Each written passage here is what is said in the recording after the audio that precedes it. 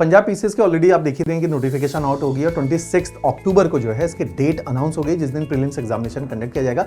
तो इस moment of time पे हमें चाहिए कि हमारी प्रिपरेशन जो है कॉम्प्रिहेंसिव भी हो और साथ ही साथ बैलेंस्ड हो।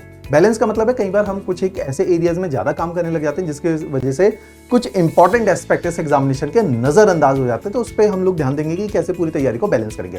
प्राइमरीली जैसे जीएस ड्रिवन पेपर है क्योंकि पेपर सारा जीएस का है और जीएस के अंदर भी जो हमारे history, geography, polity, economy, science, environment वाले जो 6 सब्जेक्ट हैं वो 80% के आसपास जो है 70% के आसपास पेपर कॉन्स्टिट्यूट करते हैं। तो 70% ये पेपर कॉन्स्टिट्यूट करेंगे जिसमें जीएस वाला पोर्शन है। ये जो 70% या 75% के आसपास का पेपर है, मुझे लगता है कि अगर आप 10 घंटे 9 घंटे की डेली बेसिस के ऊपर स्टडी आवर्स बनाते हैं तो 3 से 4 घंटे जो है वो एक कंसिडरेबल अमाउंट ऑफ टाइम है जिसमें हम लोग जीएस को डिवोट किया जा सकता है और उसके हिसाब से हम अपनी तैयारी को बैलेंस करें। दूसरा है, अब जीएस के अंदर ही एक पोर्शन है जिसको हम लोग बोल रहे हैं पंजाब जीके।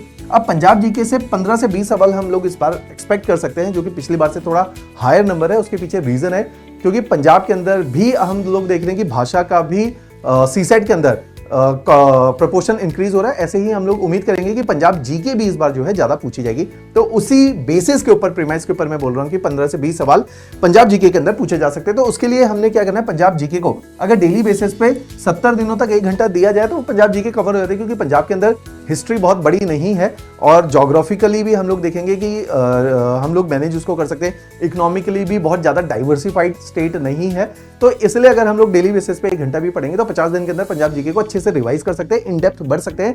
इकोनॉमिक सर्वे और बजट भी इस बार का कवर किया जा सकता है। तो पंजाब जीके को 1 घंटा भी डेली बेसिस पे दिया जाएगा तो चल जाएगा।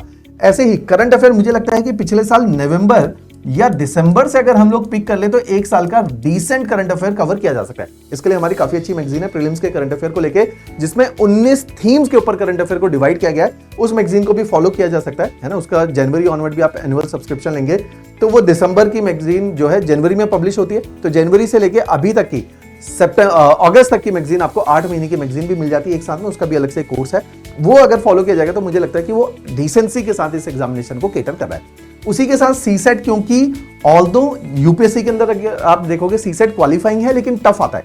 तो सीसेट को मुझे लगता है it's more of a practice. तो अगर 2 घंटे भी आप करोगे, लार्जली मैथ्स और रीजनिंग को करोगे, तो सीसेट भी एक ऐसा है जो रिवॉर्ड दे देगा आपको। तो 2 घंटा 1.5 घंटा डिपेंडिंग ऑन आपकी तैयारी का क्या स्तर है सीसेट को लेके, उस पर हम लोग फोकस कर सकते हैं। तो मुझे लगता है कि ये एक बैलेंस टाइम टेबल है जिसमें 8 से 9 घंटे में आप डेली बेसिस पर अगर दिए जाए तो पूरी तैयारी को बैलेंस आउट किया जा सकता है।